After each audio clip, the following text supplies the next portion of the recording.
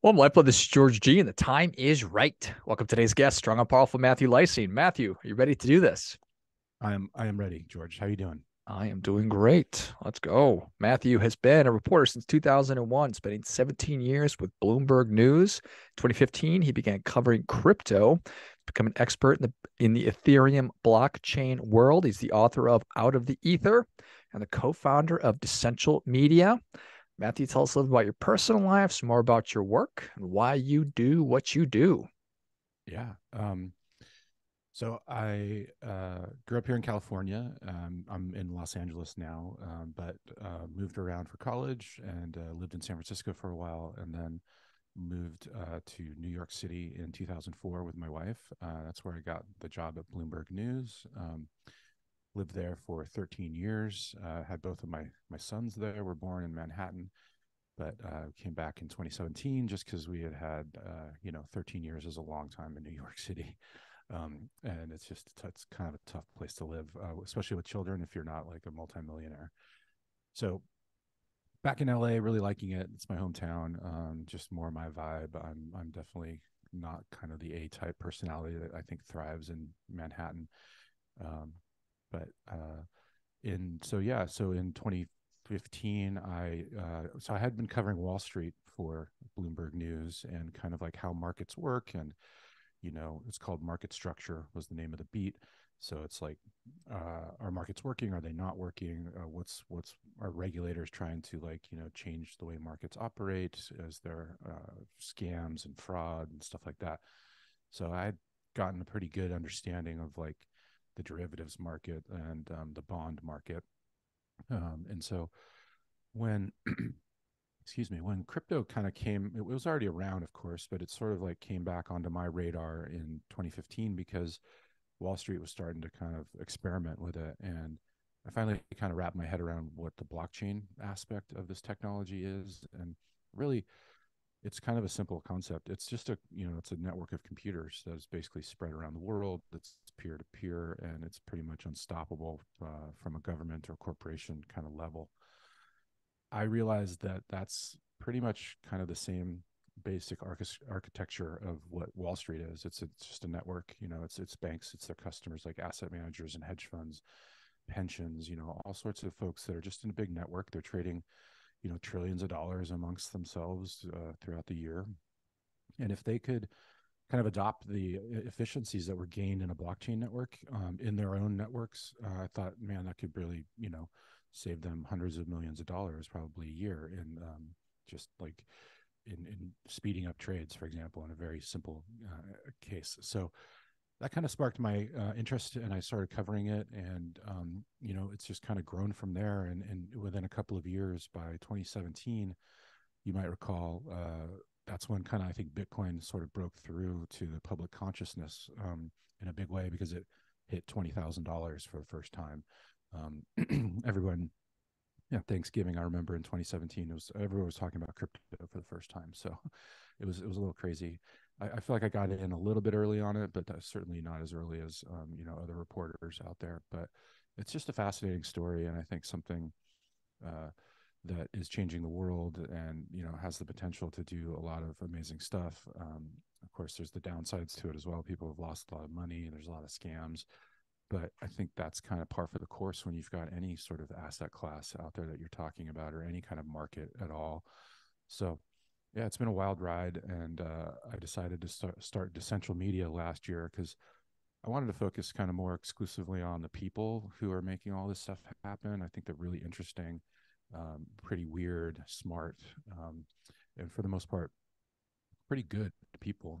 So my partner and I started DeCential, and we're kind of focusing on those folks and just trying to tell the stories, like make this industry a little more human rather than always talking about the technology. We really want to bring the people to the front. So that's what DeCential is all about. Nice. Yeah, it's really interesting when we think about the financial markets, sort of the traditional stock market. Are there people that we think about? And I don't necessarily think that there are. And within crypto, it's not necessarily in its infancy, but probably still kind of in its infancy. And there are people and characters that we can look to. And Does that make it better? Just it humanizes it. Yeah, yeah, I think it does. And I think it's a nice way. I think some people can be put off by they think that it's complicated and that it's very hard to understand. And I think some mainstream media kind of portray it that way because maybe they don't quite understand it. But so, and I think that gets through to people, and it's sort of it's off-putting. So if my approach is, I want to tell you a story about a really interesting person, and I want to make this person like three-dimensional to you. And along the way, I'm going to tell you what they're doing in crypto or in Web3. And I think if you tell somebody an interesting story and you introduce them to a really fascinating person, I think that it just makes the learning easier. And it's then you can start talking about, okay, what's an NFT, or what's a decentralized exchange, or what does it actually mean to be peer to peer? So those things I think come across more easily in the context of like a person, and you're telling their story, and they can kind of explain it in their own words. Yeah, that's interesting. Narrative does make it more accessible to us. Yeah. And then obviously we run the risk of the Sam Bankman-Frieds and the Elizabeth Holmeses of the world. Obviously, Elizabeth Holmes not involved with crypto, Yeah. but if you look at the history of the stock market and just traditional financial markets, they're littered with fraud and bad actors as well. Um, how do you think about the Sam Bankman-Fried the whole FTX in the context of the greater industry?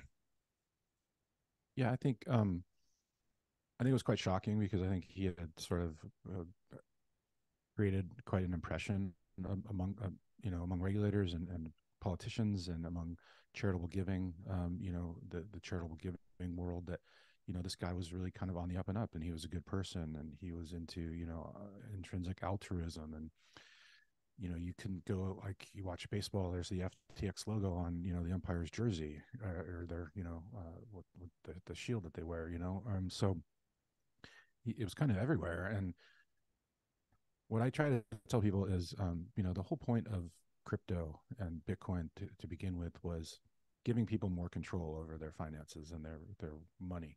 And so you, if you want to, you really should embrace that, because that's what the best, that's where the best of it comes out, in my opinion. And if you rely on a centralized place like an exchange like FTX to hold your crypto, you're running the risk that they're going to be fraudulent. And it's happened over and over again, basically from the beginning of crypto, when Mt. Gox went down in early 2013. There have been a number of exchanges that have all gone the same way.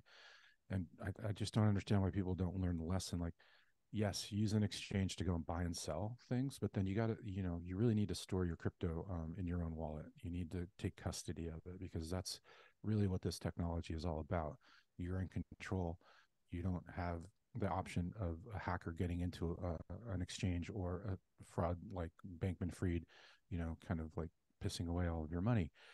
You need to take control of it. So I think it's a tough lesson to learn, and I've been covering this now for 7 years, and it's just happened over and over again. And I really try as much as possible to tell people, you know, don't leave your money in someone else's hands. Like, so again, it's, I know a lot of people lost a lot of money, and I would never be the person to say I told you so, but that is kind of one of the general rules here, is like, get your own wallet, get comfortable with it, and make sure that you're protecting what you own, because a lot of people made a lot of money in recent bull markets in crypto, and a lot of that's probably all gone now because they left it on FTX. So it's kind of a shame, and I wish that the centralized actors, in this industry, were just more responsible, and more on the up and up. How do you see, or how do you think about regulation in the space? I think it's definitely it's been a very mixed bag so far. I think the SEC is not doing a good job of letting people know what is okay and what's not okay. They've been doing something called regulation through enforcement action. So basically, they'll find some bad actor out there doing something like selling an unregistered security, in their opinion, and so they'll sue them, and they'll like go through an enforcement action, and then kind of make up the rule. Not they're not making them up, but they're sort of enforcing the rules through these actions. And so it then the rest of the industry is supposed to pay attention to that and like think like, oh, are we selling unregistered securities too? We might want to stop that. The problem with that is it's rather case specific about who's getting sued and settling with the SEC. And maybe your project is a little bit different and you're not sure, like, oh, is this going to get me in trouble or not? And you don't have a way of knowing. What I would much rather see is Congress getting involved and writing some new legislation to regulate this market, because the legislation being used now in the SEC's case, you know, dates back to the 1940s. It was about a guy selling shares in orange groves in Florida, and whether he was securitizing that real estate. It's called the Howey test. And today in crypto, you might be dealing as a counterparty with a smart contract, with a piece of code. And there's all these new things that have developed, and it's really kind of left the law in the dust. So I think Congress needs to really get involved and start writing new rules that take into account, like what's a smart contract and who's responsible for that if something goes wrong. And there's just a ton of questions that aren't being answered right now. So that's my hope. It's definitely going to be regulated. There's no way they're going to leave this alone, and it is regulated, in a lot of places. So, including the United States. But again, I think it really needs to be the kind of basic framework needs to be updated to the 21st century. It's interesting. Do you have a sense how many governmental agencies are are responsible or work around the traditional stock market? You have mentioned the SEC, you've got organizations like FINRA. Do you have a sense of roughly just how are there five? Are there a dozen In the stock market or in crypto? in the stock market? Oh, yeah. I mean, let's see. Yeah, the SEC is there. There's, I mean, tangentially, there's like the OCC, which regulates banks. There's the FDIC. Mm. Well, I think, well, yeah, if stock market in particular, it's really the SEC's job. Like that's their main, that's the main regulator. Um, and then, so yeah, I think, and then on the futures or the derivative side, you've got the Commodity Futures Trading Commission. And then you've got, I think, tangential regulators that kind of touch it. But yeah, when you're talking about stocks, it's really the SEC. Yeah, got it. And what also sort of jumped into my head as you were talking about these enforcement actions. Like we're all familiar with the Internal Revenue Code, how it's 7,000 pages, give or take, and but there's like 80,000 pages of case law that are constantly being adjudicated. Um, is that a fair parallel to what they're sort of doing right now instead of actually writing the making laws, which is what Congress, the legislators should be doing? It's the SEC out there just having enforcement, and then that sort of de facto becomes our law.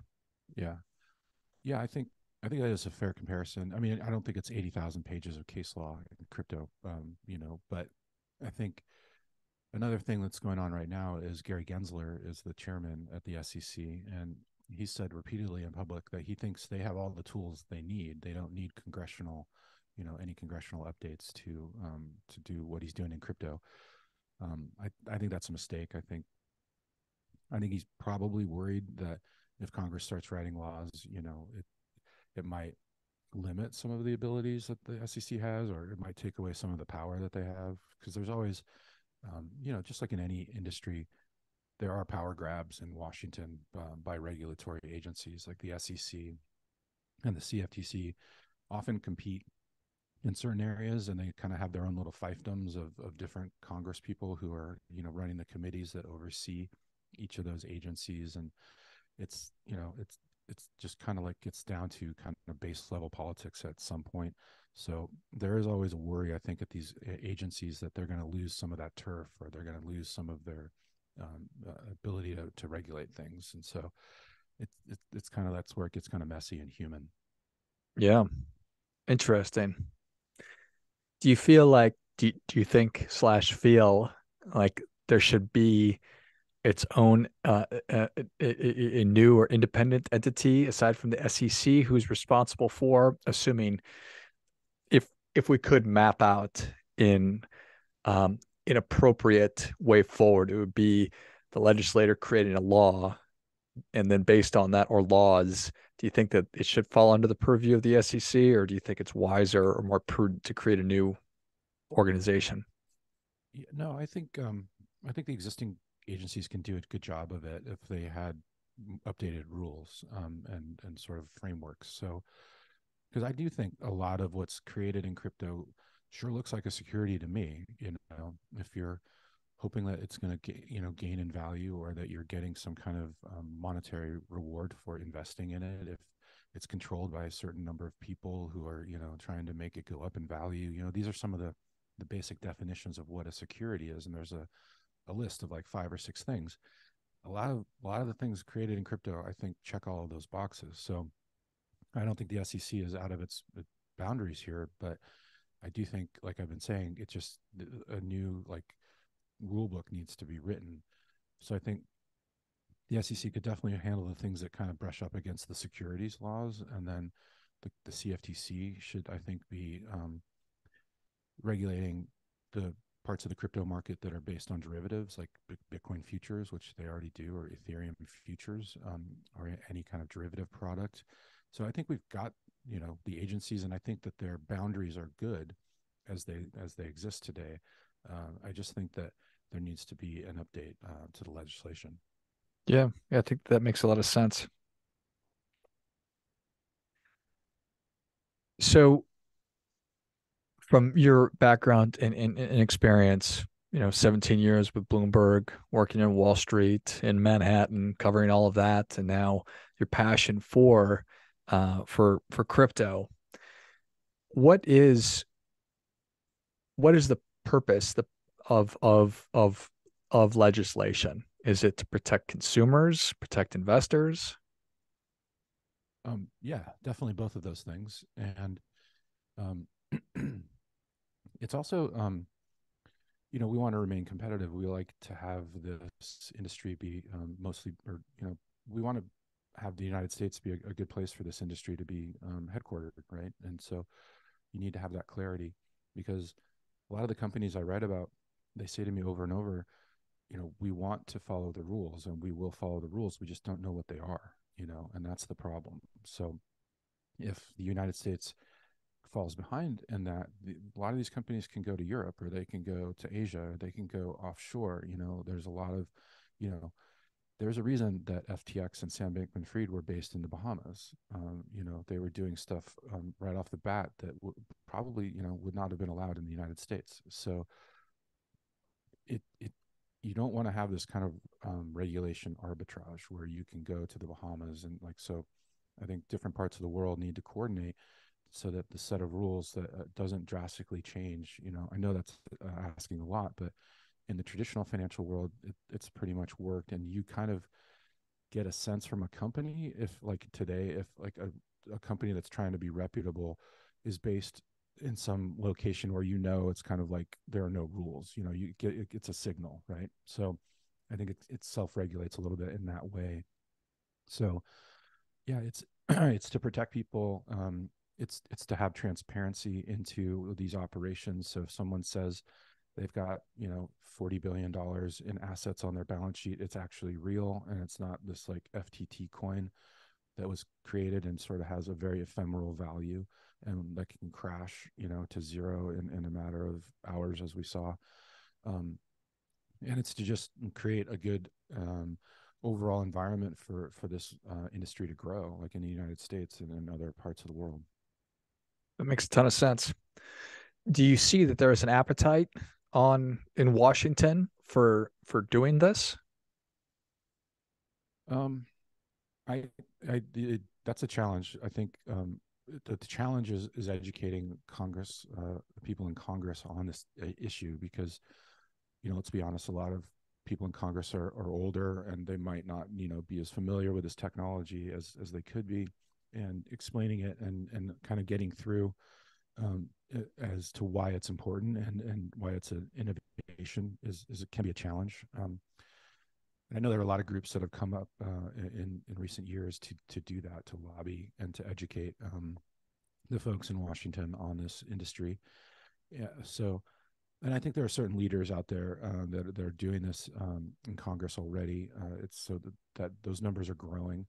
Um, I, and then on the other hand, you've got folks who only see the scams and only see it like the FTXs of the world, and think that it's all kind of like this wild west that needs to be regulated out of existence. So that's the other spectrum here. So um, I think as this industry grows and as it matures, more people in Washington will get it, that it's not going away. I don't believe it's going away. It's here to stay. And I think, yeah, so just it's kind of a slow, painful process, but education is the best way to do it at this point. Yeah, that makes sense. Well, as they always do, Matthew, I'm sure that they'll act prudently and with a lot of wisdom. So, Yeah, but I'll Matt, take thank you I'll so take much the for over coming. under on that one. Yes. Thank you so much for coming on. Where can people learn more about you? How can they check out DeCential Media, and where can they get a copy of Out of the Ether? Yeah, thank you for having me, George. Yeah, the website is decential.io. That's DECENTIAL.io. We are on Twitter at DeCential Media. The book you can find anywhere online that you get books. If you want one of the special editions, there were only 1,000 printed, and they are you can mint an NFT that represents the book. You can look that up at outoftheether.net. And let's see, yeah, that's about it. So really enjoyed talking to you, George. Thank you very much for having me on. Yeah.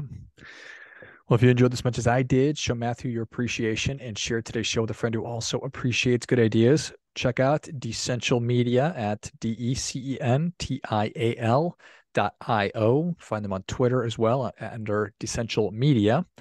And then pick up a copy of Out of the Ether wherever you buy your books, or go to outoftheether.net and pick up the NFT version of it. Thanks again, Matt. Thank you. And until next time, remember, do your part by doing your best.